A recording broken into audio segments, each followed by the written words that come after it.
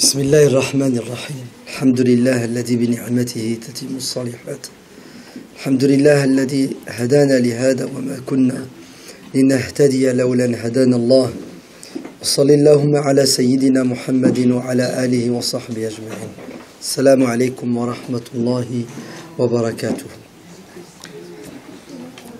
Donc le musulman dans le monde du travail, une très bonne thématique, parce qu'alhamdulillah, il y a des associations musulmanes, elles sont très peu nombreuses, soucieuses de soulever les bonnes et les vraies thématiques qui concernent la communauté musulmane. Wallah, ça me fait rire quand parfois des gens me demandent d'intervenir et de parler des signes de la fin du monde. Ouais. Est-ce que vous pouvez nous parler de Gog et Magog? D'accord? De Masih ad-Dajjal, l'Antéchrist, c'est ça? Les musulmans adorent la science-fiction. Ça ne veut pas dire que je ne crois pas en Gog et Magog, hein, on est bien d'accord. Et que je ne crois pas à l'Antéchrist.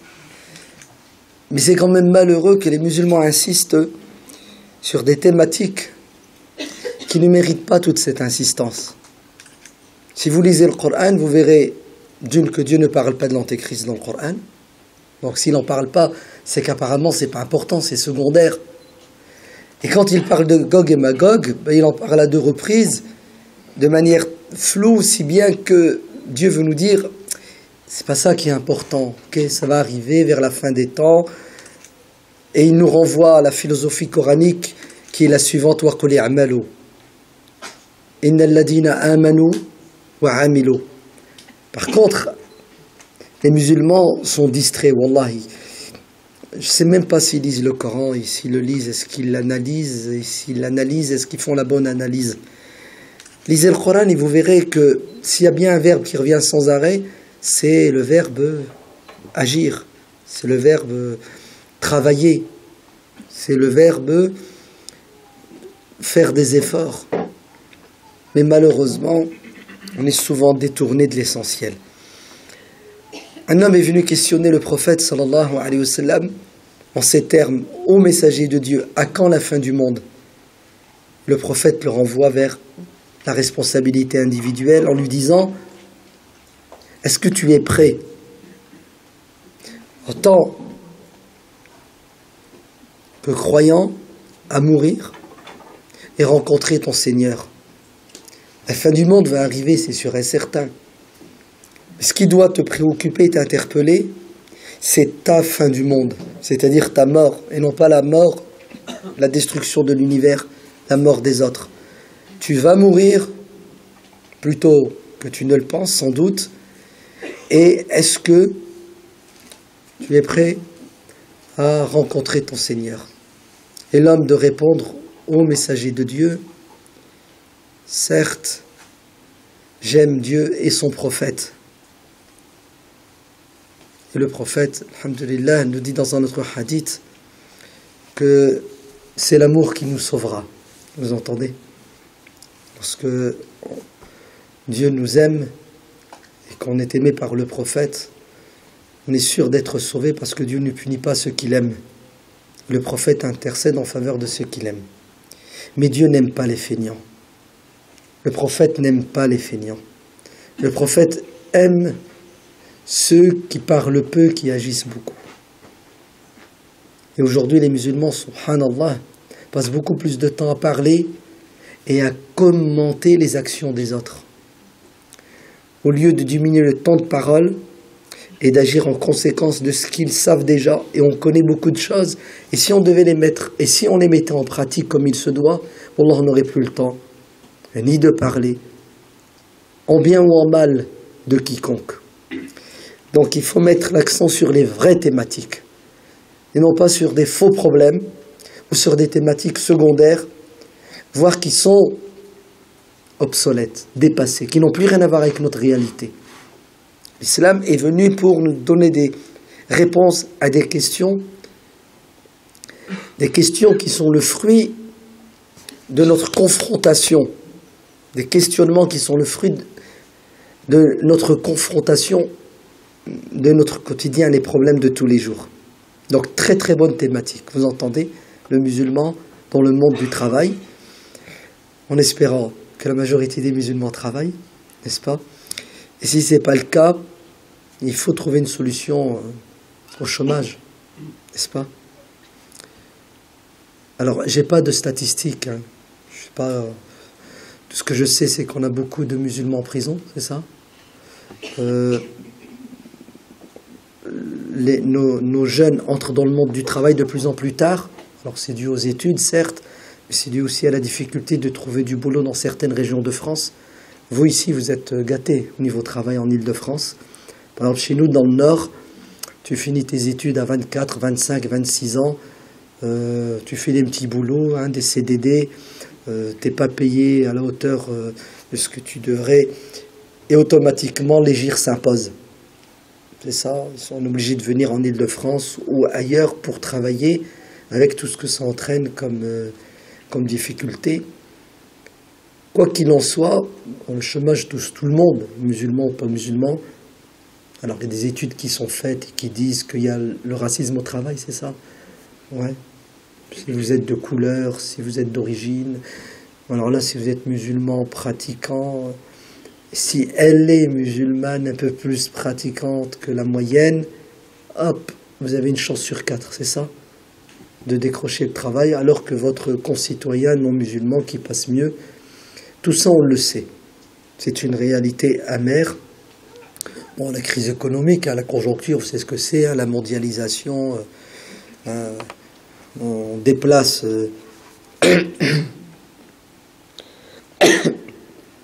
on va exploiter les petits ailleurs. Tout ça, vous êtes au courant. Oui, et après? Est-ce qu'on doit se soumettre au destin? Non, nous devons combattre le destin avec les armes du destin. Le tawakkul, placer confiance en Dieu, implique obligatoirement l'action avant la posture psychologique. C'est-à-dire tu agis et tu places confiance en Dieu. C'est pas tu places confiance en Dieu et tu attends un rêve. Généralement c'est comme ça. Les musulmans ils font une dua et après ils attendent le rêve. C'est réel, hein, c'est pas... Moi je vous dis parce qu'on me sollicite. Ouais. J'ai fait l'istikhara, c'est ça? J'ai fait la prière de consultation et ça fait une semaine j'ai rien vu. Oui. Et la personne s'attend, elle attend à ce qu'elle voit un rêve, un signe. Ouais. Et ça c'est vraiment un problème de aqida, hein. Vous le savez ça. Hein. Donc il ne faut pas s'accrocher à ce genre de croyance qui n'a aucun sens. D'accord? Faïda azamta fatawakkal ala Allah. Lorsque tu décides fermement, donc après mûre réflexion, d'agir, alors place confiance en Dieu. C'est-à-dire, agis et demande à Dieu de l'aide pour que tu atteignes tes objectifs. Donc Allah ibarak fikoum, ne soyez pas défaitistes ni pessimistes. Au contraire, le musulman se réveille le matin avec la joie de vivre, car Dieu lui a donné du répit.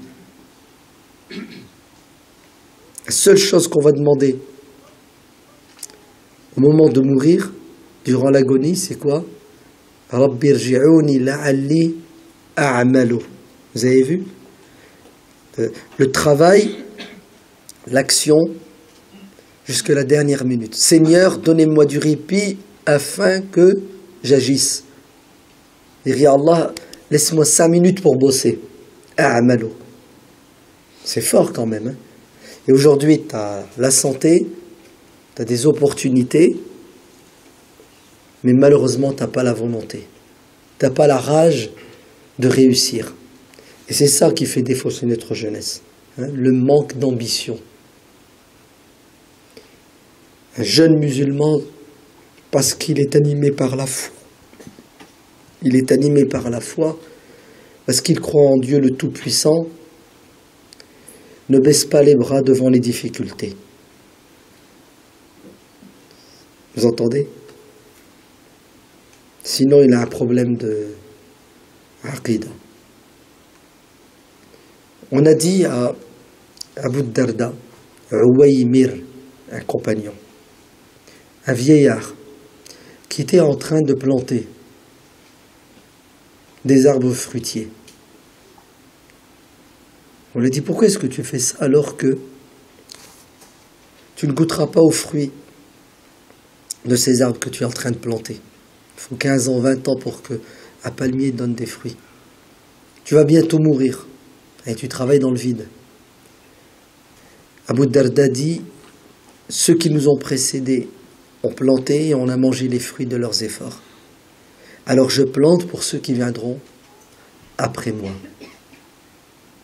Omar ibn al-Khattab radiyallahu anhu croise un compagnon, je ne me souviens plus de son nom. Il lui dit, tu as une terre agricole et j'ai vu que tu l'as laissée à l'abandon. Il a dit, oui, ben, vu mon âge, ouais, ça ne sert plus à rien. Vous savez qu'est-ce que Omar lui a dit? Il lui a dit, je jure par Dieu que tu vas travailler ta terre et tu vas la rendre utile. Et qu'est-ce que va faire Omar? Il va le prendre avec lui, il va l'emmener, il va bosser avec lui, il va l'aider en lui donnant l'exemple, en lui disant, il nous est demandé en tant que croyants d'agir tant qu'on peut, jusque la dernière minute. En fait, il n'y a pas de retraite en islam, vous avez compris? La notion de retraite n'existe pas. Le musulman, tant qu'il respire et qu'il a la possibilité d'agir, il doit agir. Parce que le jour de la résurrection, c'est une question de peser. Plus il y aura de hasanat, plus tu t'en sortiras. Moins tu en auras, plus tu auras de regrets. Alors la fainéantise est un péché en islam. Vous entendez? Un péché. Un péché mortel, si bien que le prophète sallallahu alayhi wa sallam, chaque fois qu'il se réveillait le matin et le soir avant de dormir, il disait, ya Allah, protège-moi de ce défaut. Allahumma inni a'udhu bika min al-ajzi wal-kasal. C'est fort quand même. Hein? Regardez la psychose qui doit gagner le musulman. J'ai peur d'être fainéant. Ya Allah, aide-moi à ne pas tomber dans quoi? Dans cette posture horrible de celui qui tend la main, celui qui profite de la bonté, de la générosité, de l'altruisme des autres. La main qui donne est meilleure que celle qui reçoit, dit le prophète alayhi salam. Très bien. Cherchez du travail. Ouais. Et si vous n'arrivez pas à trouver, ayez l'esprit créatif et inventif. Ok. Auto-entrepreneur. C'est ça. Et si vous n'arrivez pas à trouver du travail là où vous êtes, déplacez-vous.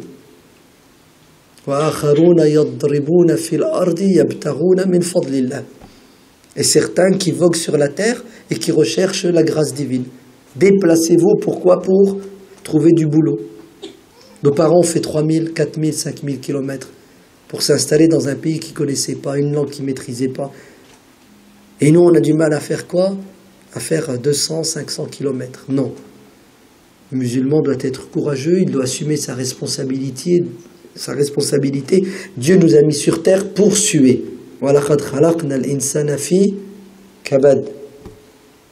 Et oui, le repos, c'est au paradis. Sur terre, c'est l'effort et le sacrifice et la difficulté. Mais ce qui est bien, c'est que notre religion nous enseigne que tout effort a une dimension spirituelle. Et oui, le prophète sallallahu alayhi wa sallam dit, celui qui s'endormira le soir, épuisé, fatigué, à cause de l'effort qu'il a fourni la journée, bata maghfuran lahu, il s'endort purifié de ses péchés. C'est-à-dire, le boulot, le travail, est une forme de quoi? D'expiation des péchés. Mais comme la prière efface les péchés, le travail efface les péchés. Alors, le problème des musulmans aujourd'hui, c'est qu'ils ne font même plus la prière avec plaisir. Voilà. Ils ne vont pas travailler avec plaisir. Vous voyez le mouchkil? Il y en a, quand ils vont au boulot, ils traitent, ils ne sont pas contents. Ils sont au travail. En vérité, écoutez bien, vous n'avez pas trop le choix. Il vaut mieux y aller avec le sourire. Et passer la journée avec le sourire, ça crée de l'entrain, que de bosser en étant démoralisé, parce que dans le premier cas de figure, vos péchés seront effacés, vous serez en mode ibada, adoration. Et dans le deuxième cas de figure, vous aurez fait les mêmes efforts en étant psychologiquement déstabilisé, sans résultat spirituel. Vous avez compris? Le prophète sallallahu alayhi wa sallam dit: 1 euro que tu dépenses pour libérer un esclave, 1 euro que tu dépenseras pour nourrir un pauvre, pour un orphelin, et 1 euro que tu dépenses pour nourrir ta famille. La meilleure des dépenses est celle que tu fais pour nourrir ta famille. C'est-à-dire, quand vous allez bosser, vous gagnez de l'argent pour assumer votre responsabilité familiale, c'est mieux, c'est beaucoup plus valorisant que de faire une aumône pour un étranger, pour la mosquée, pour une veuve, pour un orphelin. C'est fort ou c'est pas fort? C'est beau ou c'est pas beau? Donc après tout ça, tu ne peux qu'être que courageux, non? Puisque le travail est une ibada. C'est pas une malédiction, c'est une aubaine. Mais tout est une question de posture psychologique. Nous, on dit tout est une question de aqida, c'est ça? Et en quoi tu crois? Est-ce que tu crois que Dieu t'a demandé de travailler, oui ou non? Si tu dis oui, donc c'est un ordre divin. Donc si tu appliques ce que Dieu te dit, tu es récompensé. Donc, alhamdulillah, quand on obéit à Dieu, on est heureux ou on n'est pas heureux? Ben, normalement, on devrait l'être. Donc, quand tu bosses, tu es content. Oh là là, c'est du bolchevisme, du marxisme, c'est ça? Comment il s'appelle l'autre là? Même il l'avait mis en évidence quand les révolutionnaires russes, les bolcheviks, ils allaient au boulot dans les mines. Ouais. On leur a mis, on les a arnaqués en vérité. Hein. On leur a dit, je ne sais plus qui. Comment? Non, non, ça c'est les dictateurs, Lénine, Staline, ce sont les arnaqueurs. Ça. Ouais. Non, c'était un ouvrier, je sais pas, il avait creusé, on va dire, autant de mètres linéaires dans les mines, autant de tonnes de charbon, il a extrait en une journée. Et puis on a dit, voilà, lui c'est Usain Bolt, qui va faire mieux que lui. Donc tous les mecs, ils allaient au matin au travail, avec comme objectif de battre Stakhanov. Voilà, la carotte. Ouais. Ben écoutez, chez nous, il n'y a pas de Stakhanov. Vous savez qu'est-ce qu'il y a chez nous? Écoutez bien, hein. Celui qui fait du bien, qui sème, récoltera les fruits du bien qu'il a fait, tout simplement. On sera tous récompensés en fonction de notre intention et en fonction de l'amour qu'on mettra dans le travail. Fallahi barfikum, soyez courageux, parce que le courage est une vertu. Combattez votre nature humaine qui vous pousse à la fainéantise et à profiter des autres. Si vous pensez comme ça, vous serez heureux. Pourquoi? Regardez l'impact maintenant sur votre vie au quotidien. Tu rentres du boulot. Généralement, ce qu'on nous a mis dans la tête, c'est tu rentres du travail, la pause. Après le boulot, les vacances. Le week-end, tiens. Le week-end, il sert à quoi? Il fallait que je me repose. Vous avez vu? Chez nous, musulmans, tu rentres du travail, tu passes à un deuxième poste. Et oui. C'est-à-dire que tu vas travailler à la maison. Tu vas t'occuper de tes enfants. Tu vas donner du temps à ta femme. Tu vas bosser à la maison. Pourquoi? Parce que c'est un devoir et tu seras récompensé. Et c'est ça notre problème. Pourquoi est-ce que beaucoup... Bon, je suis un homme, donc je parle en tant qu'homme. Hein. Vous prenez pas mal les hommes, ok? Pourquoi est-ce que les hommes n'assument pas, dans la plupart des cas, leur responsabilité familiale? Parce qu'ils pensent que c'est le travail de la femme. Vous savez, la maison, les enfants, etc. C'est le travail de la femme, partage du travail. Deuxièmement, pour eux, c'est pas valorisant. Il va bosser à la maison, il n'y a pas de salaire. Il a bossé à l'entreprise, c'est 2000, 3000 euros. Mais à la maison, qu'est-ce qu'il va gagner à la fin? Rien du tout. Et automatiquement, le nefs prend le dessus. Je suis fatigué, ouais. J'ai subi beaucoup de pression au travail. Il rentre, il est démoralisé, il est hors service. C'est pas vrai. Il lui reste un peu de force et de vitalité et d'entrain pour jouer à la play. Oui, pour jouer en réseau avec ses copains. On se fait un petit poker, un petit match de foot.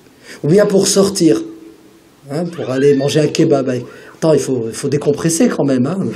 Le travail, c'est dur. Vous avez compris le mouchkil? Il ne va pas considérer le fait de donner de lui-même, de faire encore des efforts pour sa femme et ses enfants. Il ne va pas considérer cela comme un investissement spirituel, un travail noble, un effort méritoire. C'est une corvée et il fait tout pour l'esquiver. Et là, regardez l'égarement manifeste dans lequel nous tombons. Qu'est-ce qui se passe? Je bosse pour gagner de l'argent parce que je dois payer les factures, je dois nourrir ma femme et mes enfants, point final. Et on s'enferme dans le matérialisme. Et c'est la pire des choses. Le travail devient uniquement un moyen pour atteindre un objectif qui en vérité en soi n'est pas un objectif, c'est aussi un moyen. Payer des factures. Et en vérité, on ne sait même plus pourquoi on vit. Oui, on devient des robots. Métro, boulot, dodo. Notre vie n'a plus de sens. Il n'y a plus d'amour, il n'y a plus de plaisir dans ce qu'on fait. On n'a même plus envie de se faire plaisir. En travaillant. Le travail devient une corvée. À l'extérieur, ouais, et à l'intérieur. Et évidemment, tu penses qu'à une chose, c'est démissionner, tout abandonner. Regardez l'impact. Beaucoup de nos jeunes ne veulent pas se marier. Pourquoi? Écoutez bien. Ah oui, mais si je me marie, c'est une charge en plus. C'est ça? Donc c'est du travail en plus. Vous avez vu l'égoïsme? Je vais devoir faire encore plus d'efforts. Plus je me marierai tard, mieux ce sera. Mieux. Écoutez bien. Hein. Première rencontre avec la fille.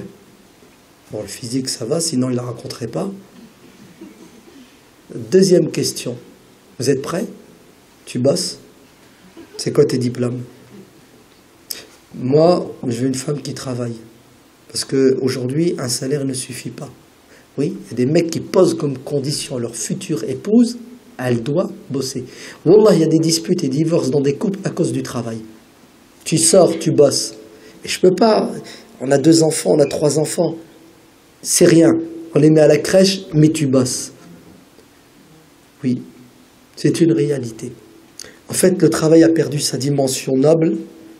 C'est devenu aujourd'hui presque une punition, n'est-ce pas? Et ça a un impact sur notre vie familiale, ça a un impact sur la société, ça a un impact sur tout. Allah barik fikum, écoutez bien. Tu te réveilles le matin, tu es en bonne santé. Tu bosses, tu es l'homme le plus heureux. Rends heureux, qui ça? Ceux pour qui tu bosses. Je travaille pour assumer ma responsabilité. Eh ben, je devrais travailler avec amour et avec plaisir parce que ma femme est bien, mes enfants sont bien. C'est plus une galère, c'est un plaisir. Je ne peux plus rester assis à attendre qu'on me mette dans la bouche à manger. C'est moi qui vais semer. C'est moi qui vais planter le bonheur dans le cœur des gens. Mais il faut d'abord que je sois heureux. Mais comment tu veux être heureux puisque 10 heures par jour, tu es malheureux? Donc, travailler avec sourire. Le travail, c'est une ibada, c'est une adoration. Ce sont des musulmans égarés qui ont été influencés par le monachisme chrétien et le bouddhisme, qui, à un moment donné, ont développé une conception du soufisme qui a poussé les musulmans à dépendre des autres. Ainsi, on les appelait al-fuqara. Regardez le terme. Al-fuqara, les pauvres, les indigents. Un bon musulman qui craint Allah, c'est quelqu'un qui ne bosse pas parce qu'il adore Dieu nuit et jour. Et l'adoration, on l'a réduit au rituel, la prière et le jeûne et la lecture du Coran. Et bien entendu, comme il doit manger, mais il y en a d'autres qui bossent pour lui. C'est ça? Et bien sûr, ceux qui bossent sont dans la dunya. Lui, il est privilégié. Ça s'appelle le monachisme. Et encore, les moines bossent pour se nourrir. Mais ces musulmans-là se sont tellement égarés qu'ils profitaient de la générosité de ceux qui bossent. Donc, Allah yabarak fikoum, le travail, c'est une bénédiction. Fadlullah. C'est comme ça que le Coran a qualifié le travail. وَآخَرُونَ يَضْرِبُونَ فِي الْأَرْضِ يَبْتَغُونَ مِنْ فَضْلِ اللَّهِ. Eh oui, يَضْرِبُونَ فِي الْأَرْضِ. Ils font des kilomètres. Et qu'est-ce qu'ils recherchent? Fadlullah. Fait d'aller travailler, tu vas vers Dieu et tu reviens avec un don divin. Ce que tu vas ramener là, ce que tu as gagné à la sueur de ton front, c'est un cadeau de Dieu, fadlullah. Donc automatiquement, ça ne peut, si on pense comme ça, faire de nous que des gens courageux, volontaires. C'est ça, on est toujours à l'affût de quoi? Des hasanat. Ouais. Je ne laisse pas l'autre travailler, c'est moi qui bosse. Assieds-toi, je vais travailler. C'est pour ça que le prophète alayhi salam a dit Ammar est quelqu'un d'extraordinaire, de magnifique. Les compagnons étaient en train de bosser et on ramenait les parpaings et Ammar portait 2 parpaings au lieu d'un. Et il travaillait 2 fois plus que les autres. Et le prophète va le mettre en quoi? En évidence. Regardez Ammar, quelqu'un de magnifique. Et Ammar, il a plus de 80 ans. Hein.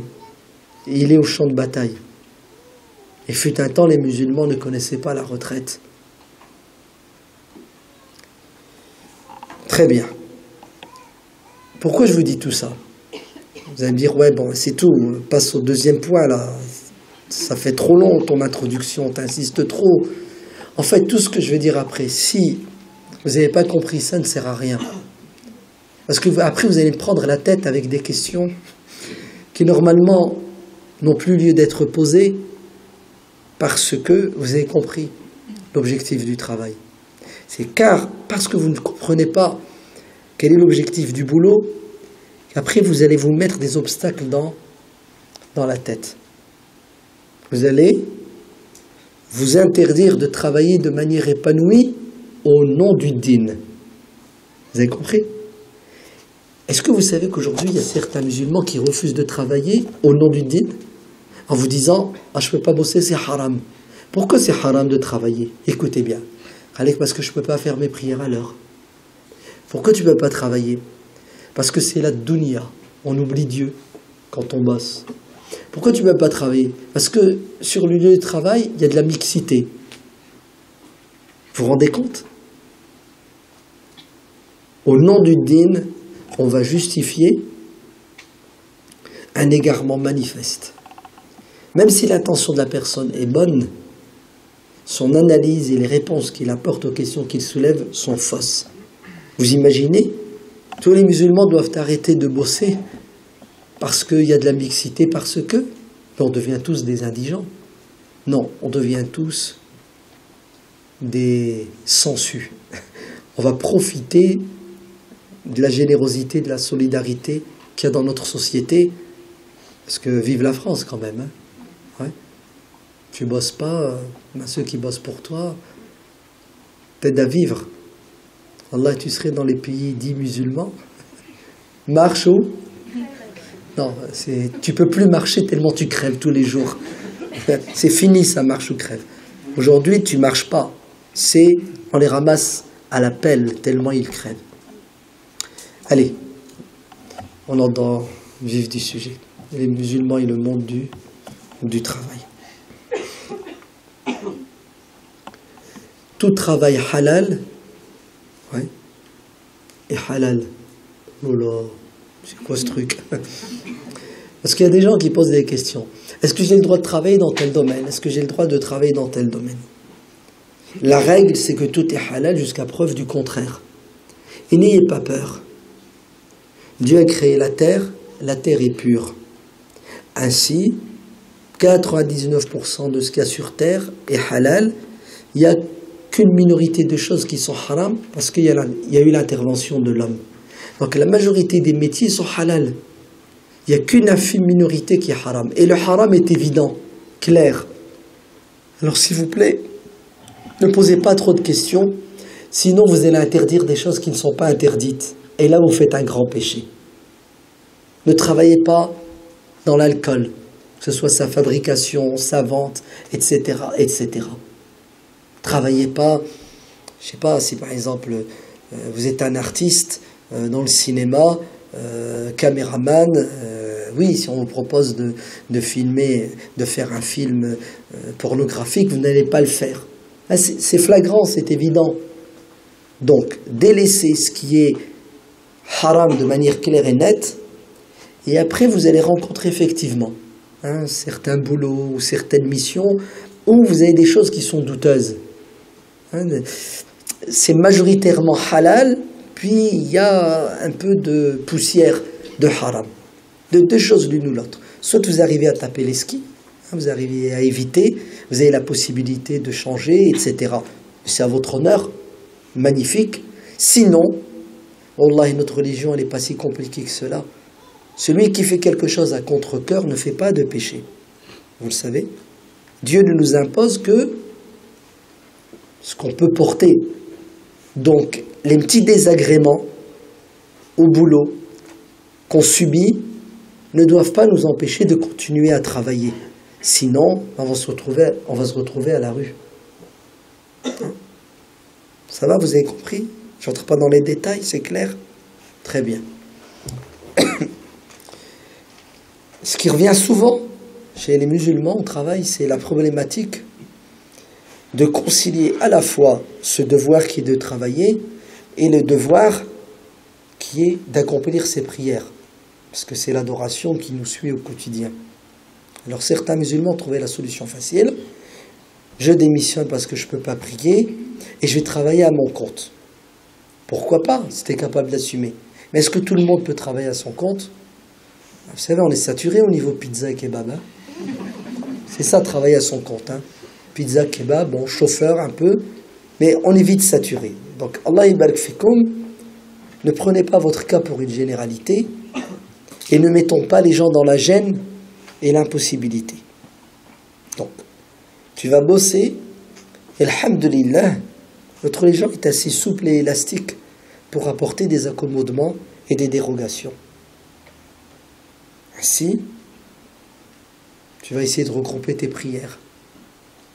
Tu vas essayer de trouver un endroit, dans la discrétion, si jamais tu as peur d'être reconnu comme un musulman fortement pratiquant.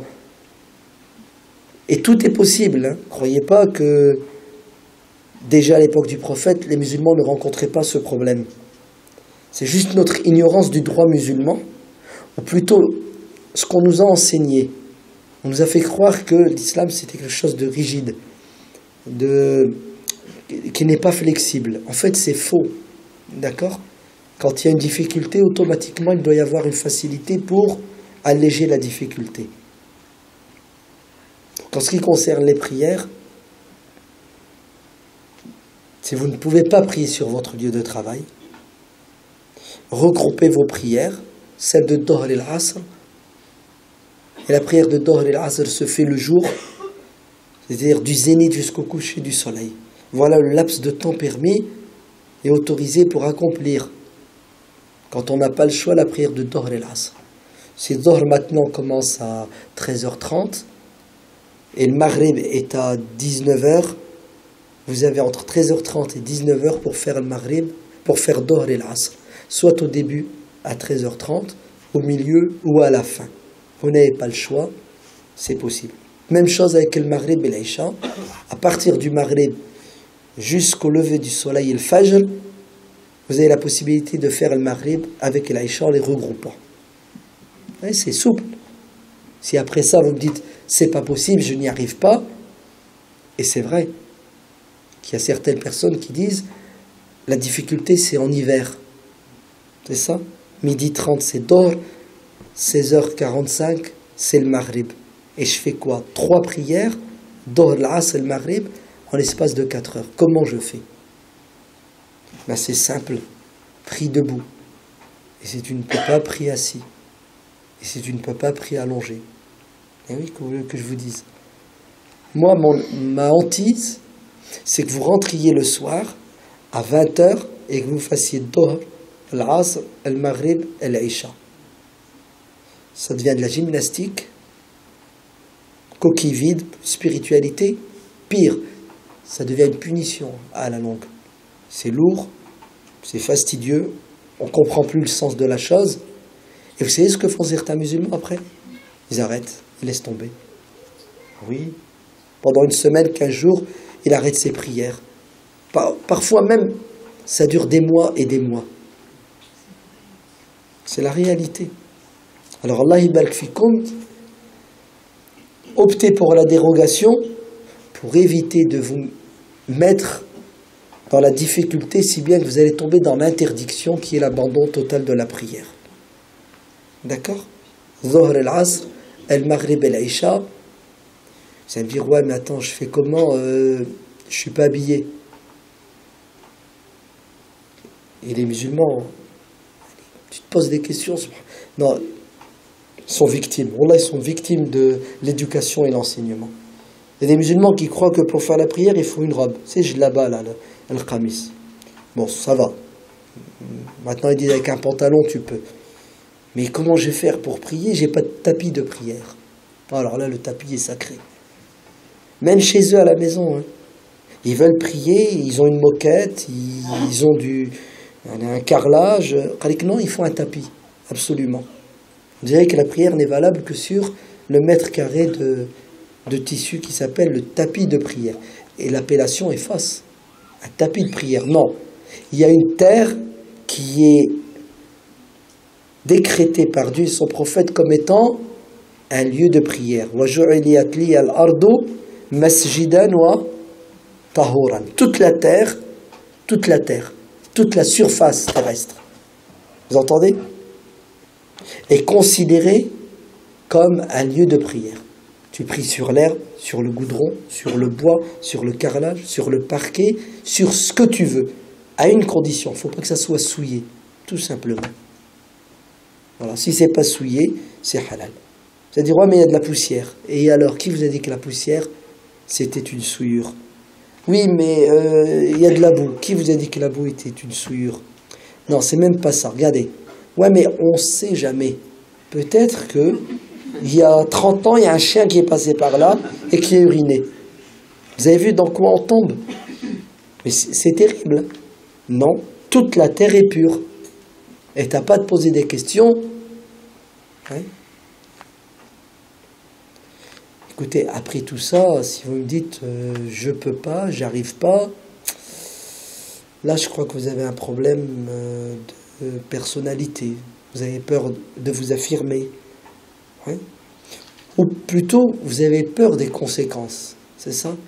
Si jamais vous faites attraper en flagrant délit de prière, vous êtes cuit. Et c'est vrai. C'est vrai. Il y a des personnes qui travaillent dans des administrations. Les fonctionnaires, c'est pas... Ok. Il y a des personnes qui travaillent dans des lieux privés où vous avez des supérieurs qui sont... etc. Ben, soyez discrets. D'accord? Bon, je vais le dire, mais ça va encore faire couler de l'encre, ou plutôt, les musulmans n'écrivent pas, ils ne lisent pas, ça va faire baver, disons. Ok? les postillons.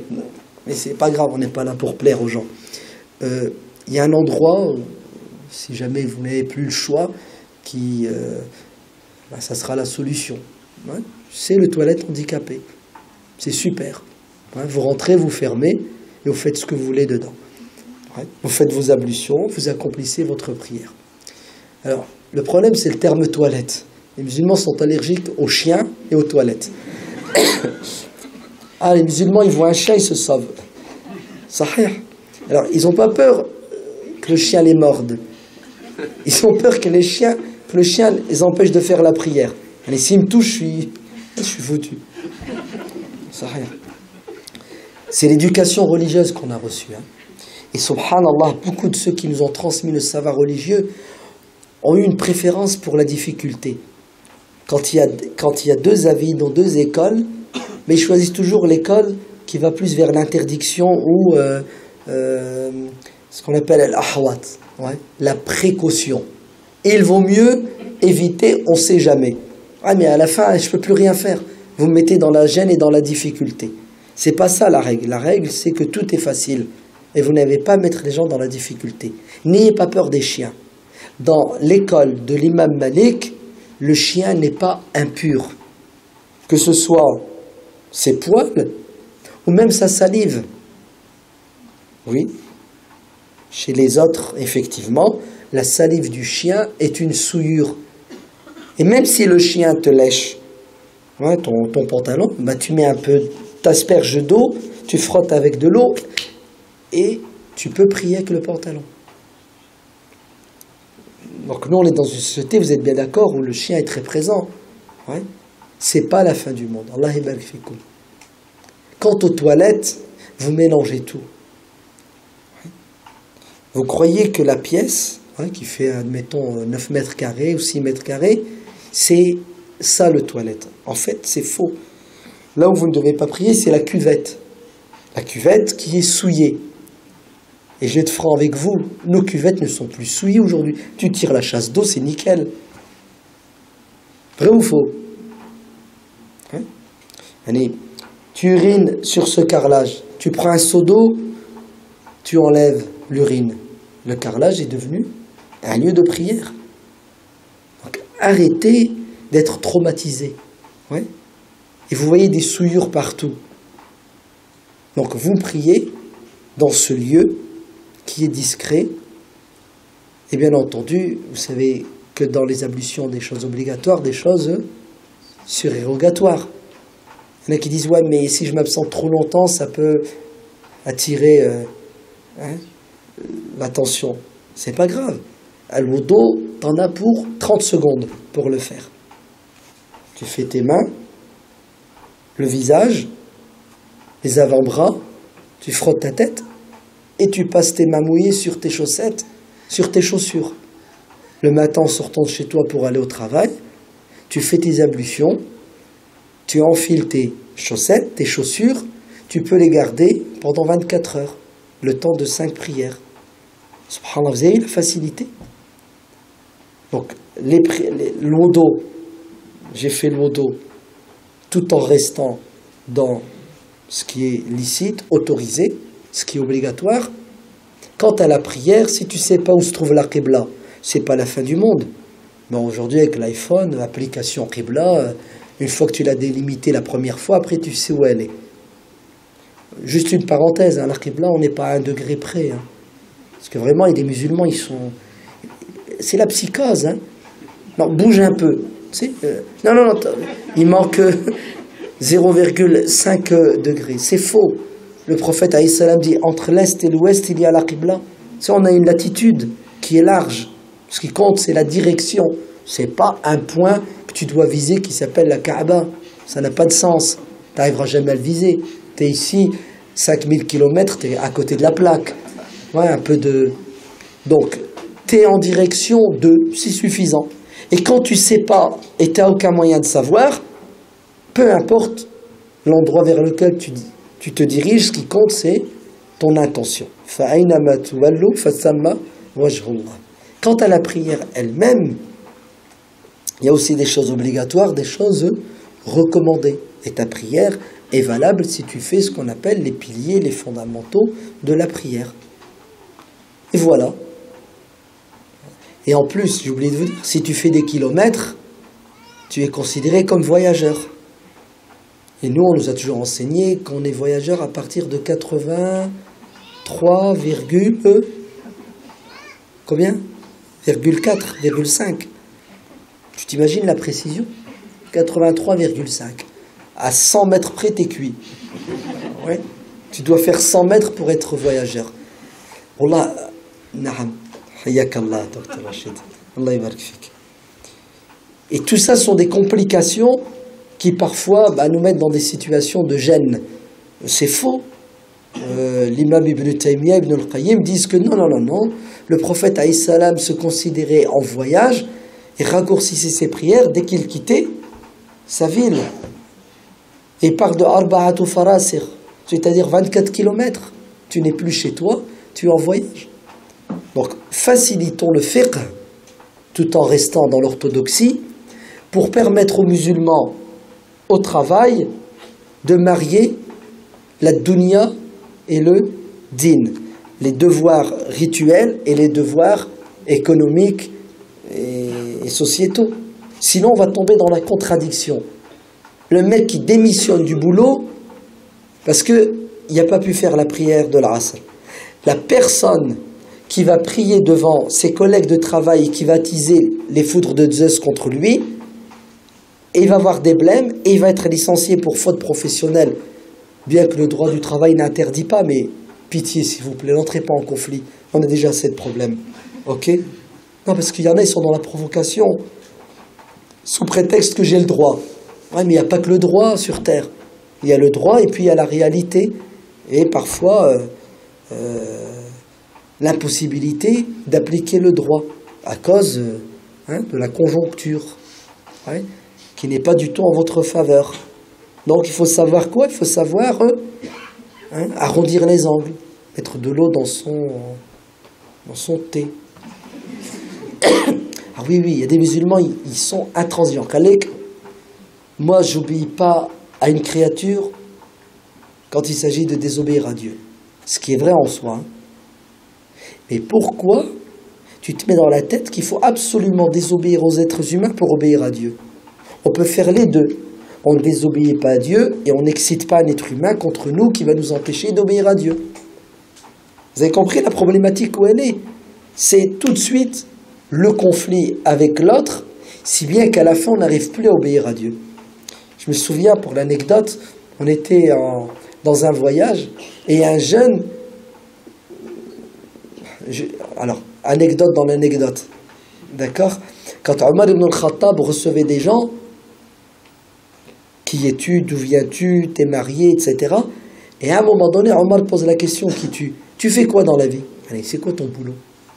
Écoutez bien, le hadith dit, et quand la personne annonçait à Omar qu'elle n'avait pas de situation, de travail, vous êtes prêts? La personne n'avait plus de valeur aux yeux d'Omar. Et Omar ne le considérait plus. Comment? T'es un rajl, t'es un homme et tu bosses pas? Toi, t'es pas normal. Tu dois dépendre de quelqu'un. Tu dois profiter de... C'est pour ça, Abu Bakr et Omar lui-même disaient, je n'aime pas le sabah halal. On lui a dit, c'est quoi ce truc-là, cet engin-là, c'est sabah halal. Il a dit, celui qui n'est pas occupé à sa dunya ni à l'au-delà. Celui qui bosse pas pour gagner sa croûte, et quand il a fini de bosser pour gagner sa croûte, il n'adore pas son Seigneur d'une autre manière. Et Omar n'aimait pas le feignant. Vous connaissez l'anecdote, il entre dans la mosquée, vous faites quoi? Oh, on place confiance en Dieu. Il a dit debout, il ne tombe pas du ciel des euros et des dollars. Allez bosser. Ce jeune, je lui dis, tu fais quoi? Il dit, je travaille. Et regardez ce qu'il dit, mais je vais bientôt quitter mon travail. Je lui dis, pourquoi tu veux le quitter? Il dit, parce que j'ai demandé à mon patron pour faire la prière et il ne veut pas.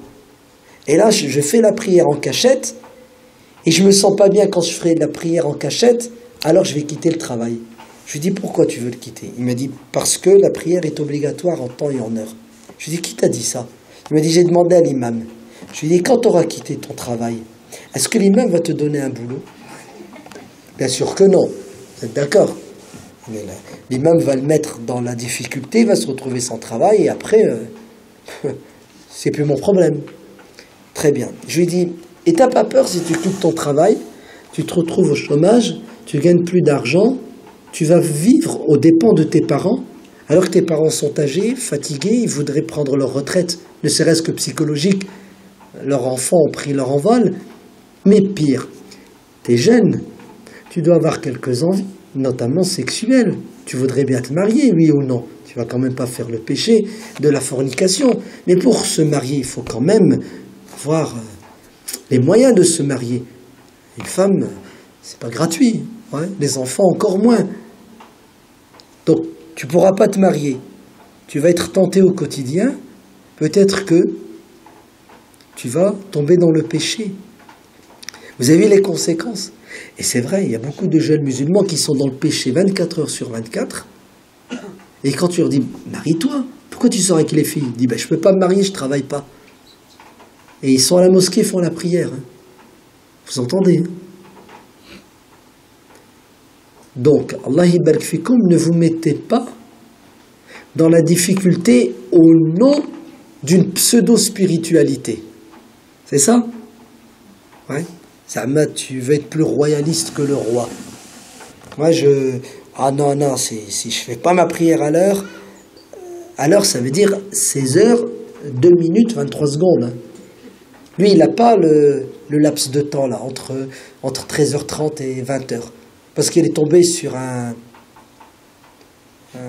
cheikh. Non, pardon, un grand cheikh. Parce qu'il y a des grands, des petits, des moyens. Donc, il est tombé sur un grand cheikh qui lui a dit que il fallait prier à l'heure. Ouais, mais le patron, c'est dangereux. Tu dois obéir à Dieu et tu désobéis à ton patron. Oui, mais je vais me retrouver sans boulot. Inna Allah huwa ar-razzaqu dhul quwwati al-matin. Tu dois placer confiance en Allah, car c'est Allah qui pourvoit à ses créatures. Waouh! Et comme tu as une aqida qui est forte, tu te mets dans l'épreuve et tu l'as cherché. Généralement, ça finit mal. Hein. Vous entendez? Ça finit très très mal pour ce genre de personnes. Est-ce que vous connaissez ce hadith rapporté par l'imam al-Bukhari, hadith de Abu Barzat al-Aslami, un compagnon qui, en l'année 63 de l'Hégire, est en expédition militaire contre nos premiers terroristes islamistes. Ouais. Égorgeurs, coupeurs de tête. Ça ne date pas d'aujourd'hui. Hein. Ils ont leurs ancêtres qu'on appelle les Khawarij, qui sont les premiers à avoir créé une scission dans la communauté musulmane. Abu Barzat al-Aslami se retrouve en Irak à combattre ces terroristes musulmans. Et à un moment donné, il doit faire sa prière de l'Asr. Et il a un souci. Il a avec lui sa monture, son cheval. Il a nulle part où l'attacher. Et qu'est-ce qu'il décide de faire? Ben, il décide de marier le din et la dunya. C'est-à-dire, il commence sa prière tout en tenant les rênes de sa monture. Et bien entendu, le cheval, il ne prie pas, lui. Il fait quoi? Ben, il cherche à manger. Donc, il fait quoi, le cheval? Ben, un coup, il le tire vers la droite, et un coup vers la gauche, un coup devant, un coup derrière. Et qu'est-ce que fait à votre avis Abu Barzat al-Aslami? Ben, il suit son cheval. Quand son cheval se déplace, il se déplace avec.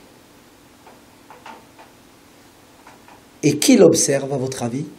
Un groupe de Khawarij, c'est-à-dire les terroristes là, qu'il était en train de combattre. Parce qu'ils faisaient des pauses prières, les deux. Hein. Et pendant la prière, ils ne s'entretuaient pas. Oui. Prière terminée, pardon. Pendant qu'ils faisaient la prière, nos extrémistes commentaient cette prière bizarre en disant, mais il fait quoi celui-là? Il est en train de prier alors qu'il bouge dans tous les sens. Il tient son cheval, il n'est pas concentré et il se moque de lui et il le condamne. Une fois qu'Abu Barzata al-Aslami termine sa prière, qu'est-ce qu'il fait? Il va vers eux. Et il leur dit, je vous ai entendu, hein, je ne suis pas sourd. Hein. Tu sais, les mecs Zama qui prient, qui concentrés, Il fait le... Donc je vous ai entendu. Vous êtes d'accord? Regardez ce qu'il en dit. Vous ne savez sans doute pas qui je suis. Sachez que je suis Abu Barzat al-Aslami, compagnon du prophète sallallahu alayhi wa sallam. Je l'ai accompagné dans 8 expéditions militaires. Le prophète ne vous ressemblait pas. Le prophète n'était pas comme vous. Ce n'était pas quelqu'un de dur, de rigide comme vous. Moi, j'ai vécu avec le prophète, il était très souple, il était très ouvert d'esprit. Il n'était pas rigoriste. Que voulez-vous que je fasse? Si je lâche ma monture pour faire ma prière soi-disant concentrée, je fais comment pour rentrer chez moi? Vous avez vu l'intelligence d'Abu Barzata? C'est comme ça que vous devez penser. Ouais. Vous allez au travail, parce que c'est un devoir, vous devez nourrir votre famille, vous devez vous prendre en charge, vous devez profiter de la vie. Oui, on a besoin d'argent pour vivre dans le bien-être. Et en même temps, vous faites tout pour assumer d'autres devoirs, dont la prière, par exemple. D'accord? Au travail, on soulève souvent la problématique de la mixité, c'est ça? Et c'est vrai qu'elle est réelle et elle existe. Et j'ai envie de vous dire que le problème de la mixité se pose plus pour les hommes que pour les femmes. Vous allez me dire pourquoi? Les femmes ne sont pas tentées? Si, généralement,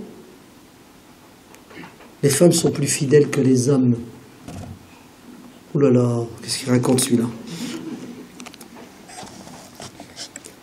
Oui, une femme musulmane pieuse est fidèle, elle bosse, elle garde ses distances, elle fait très attention.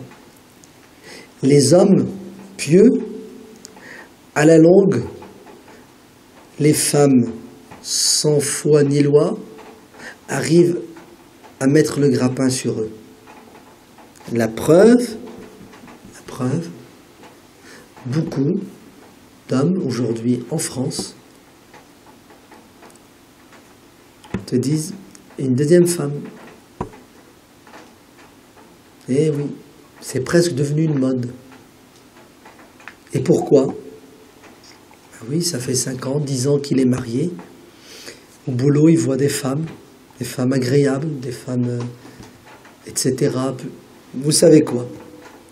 Et bien entendu, il lui faut une formule halal. Et la formule halal, c'est je prends une deuxième femme. C'est rien, elle va se convertir, t'inquiète. Ouais. Je vais la convertir. On a beaucoup de conflits dans les couples à cause de ça. Ouais.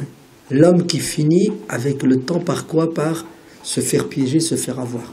Et il y a de quoi se faire piéger, avoir. Wallah, si vraiment t'es pas quelqu'un de... Et dans ce domaine-là, il faut être sans pitié. Ouais. Rigoriste. Ouais. Tu tombes dans le piège. La tentation est terrible. Alors éloignez-vous du feu parce qu'il brûle. Vous entendez les hommes? Éloignez-vous du feu parce qu'il brûle. Baissez votre regard. Ne créez le dialogue que s'il est nécessaire. Et même quand vous dialoguez, soyez concis, rapide et faites attention à la forme. Prenez vos distances. J'ai même envie de vous dire, soyez solitaire. On va manger ensemble. Non, non, non, je ne mange pas, moi. Non, je suis en plein régime, là. Ouais. Ah, ça commence comme ça. Hein. On prend un repas ensemble, un deuxième. Ouais. Tu peux m'appeler ce soir ouais. Non, non, non. Vous allez me dire, ouais, mais attends, on vit, quel prétexte? Le plus beau des prétextes, écoutez bien, chers hommes, que vous pouvez avancer à la jante féminine, vous savez, c'est lequel? C'est je suis marié et j'aime ma femme. Et ma femme est jalouse. Oui, c'est vrai. Elle a intérêt d'être jalouse d'ailleurs. Ouais.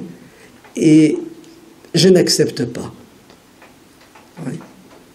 que ma femme souffre. Et ça serait la pire des souffrances pour ma femme, que je la trompe.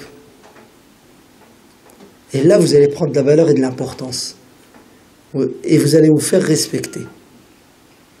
Pas la peine de sortir des hadiths. Hein. Le prophète alayhi salam m'a dit que c'est haram. Non, tenez pas ce discours, Allah yabarak fikoum. Ouais. C'est pas le moment, peut-être qu'avec le temps on y arrivera, mais pour l'instant c'est pas le moment. Puisqu'il compte, c'est le résultat. D'accord? Quant à vous, les femmes aussi, vous êtes en danger, c'est évident.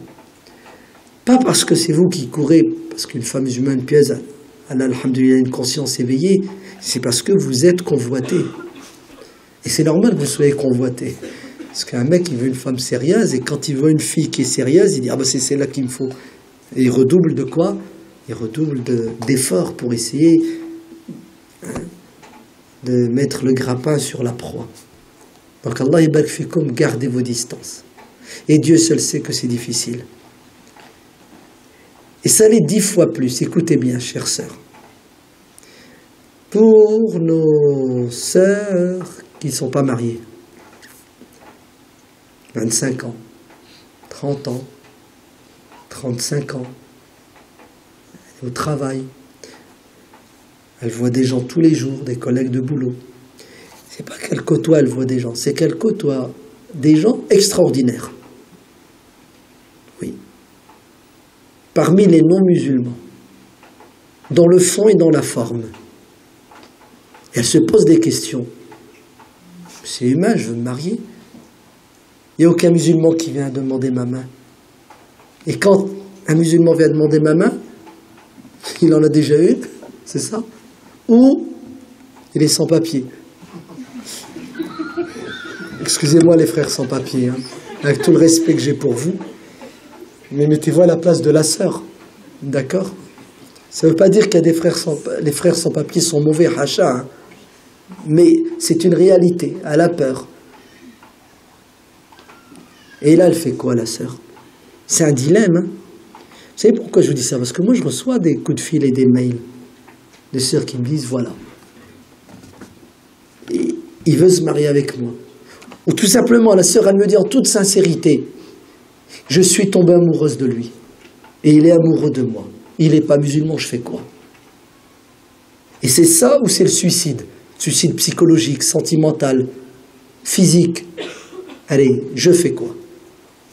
Oh, vous savez, c'est facile de dire c'est haram la yajouz. Vous êtes d'accord? C'est pas compliqué, mais j'ai pas résolu le problème de la sœur. Ben, si tu as résolu, c'est une croyante, tu lui dis haram, elle doit craindre Allah et à faire classer. Ouais, arrêtez avec votre théorie, Allah yabarak fikoum. D'accord? C'est trop facile. Zahma, toi, tu fais pas de péché, toi, tu crains Allah, toi. L'imam, tous les vendredis, te dit taqullah et tu crains Allah. Zahma, tu fais pas de péché. Donc, c'est très dur, c'est très compliqué et j'ai pas de solution miracle. Et c'est vrai que cette histoire d'honneur, elle pèse beaucoup pour nous. Mais il faut apporter des solutions. Je ne vais pas dire à la sœur quitte ton boulot, parce que je ne suis pas capable de lui donner le salaire qu'elle gagnait. Vous entendez? Je ne vais pas dire à la sœur qui me posait la question, je suis obligé d'enlever mon foulard, parce qu'au boulot on ne l'accepte pas. Je ne vais pas lui dire quitte ton travail, parce que je ne suis pas capable de lui donner le salaire et de la prendre en charge. Donc, mon devoir, c'est quoi? C'est de ne pas la mettre dans la galère dans laquelle elle est déjà au niveau psychologique, en rajoutant une difficulté matérielle, en lui disant, oui, ma sœur, si tu n'as pas de choix, enlève ton foulard. Que veux-tu? C'est comme ça. Et c'est de notre faute. On n'a rien fait, pourquoi? Pour défendre le statut de la femme musulmane à l'Assemblée nationale. Et on fait toujours rien, ou on fait peu ou pas assez, pour abolir cette loi scélérate qui interdit à la femme musulmane de s'habiller comme elle veut. Donc oui, je donne la dérogation. N'en déplaise aux grands chouyours, c'est ça, et aux petits qui les suivent de manière aveugle. Ce sont des problèmes concrets. Ouais. Et généralement, beaucoup de sœurs travaillent malgré elles. Elles n'ont pas le choix parce qu'elles prennent en charge des membres de leur famille. Et la plupart des cas, elles prennent en charge qui? Leur mère, veuve. Bien sûr, les frères, ouais. Quand il n'est pas en prison, il est au chômage. C'est réel. Hein. Donc, elle fait quoi? Et après, la difficulté, comme je vous dis. Donc, je ne sais pas trop quoi vous dire si ce n'est que les frères marient vont là, comme demander les sœurs en mariage. Ne soyez pas compliqués. Ouais. Ne soyez pas compliqués. Ne soyez pas compliqués. Vous êtes trop compliqués, si bien que nos sœurs souffrent. Elles attendent, et à la fin, elle te dit, bah, écoute, j'ai pas le choix. Et je peux pas faire l'hypocrite avec Dieu. Je préfère épouser cet homme qui me respecte, qui me donne ma liberté de religion, qui m'impose rien du tout, que de me suicider chaque soir, parce que je suis seul. Vous entendez? Oh, il y a d'autres difficultés dans le monde du travail, mais alhamdoulilah, notre religion a des réponses à toutes ces difficultés. Moi, ce qui me dérange le plus, c'est que le musulman, au nom du boulot, au nom du travail, n'assume pas le vrai travail. C'est ça qui me fait peur, et c'est la réalité. C'est-à-dire, je bosse, donc je n'ai plus à bosser à la maison. Je bosse la semaine, je n'ai plus à bosser le week-end. Et là, c'est une catastrophe. Le boulot, c'est un moyen pour atteindre un objectif. L'argent est un moyen pour atteindre un objectif. Le trésor, c'est ma femme. Il ne faut pas que je la perde. Mes enfants, ce sont des perles précieuses. Il ne faut pas que je les perde. Au nom du travail. Parce qu'il y en a qui bossent 24 heures pour gagner de l'argent, soi-disant pour la femme et les enfants. C'est pas vrai. C'est vrai, tu as beaucoup d'argent, au niveau matériel, tu es aisé, ta femme et tes enfants profitent du matériel, mais toi, tu n'existes plus. Et tu verras qu'avec la longue, tu vas perdre ta femme et tes enfants parce qu'ils ne t'aimeront plus. Ils aimeront l'argent que tu ramènes, qui leur apporte un bien-être, faute de ne pas pouvoir goûter au bonheur que tu devrais leur apporter. C'est quoi ce bonheur? C'est ta présence. C'est ton existence au niveau sentimental. Ouais. Au niveau humain, à la maison. Il vaut mieux travailler moins et gagner moins et être plus présent et travailler plus à la maison. Vous entendez? C'est très important. Bon, je vais m'arrêter ici parce que peut-être que vous avez des remarques, des critiques, des questions. On est là pour débattre. Hein. D'accord? Ce que je dis n'est pas parole d'évangile. Peut-être que je me trompe, corrigez-moi. Peut-être que j'exagère. Modérer mes propos avec une critique construite. Barakallahu fikum.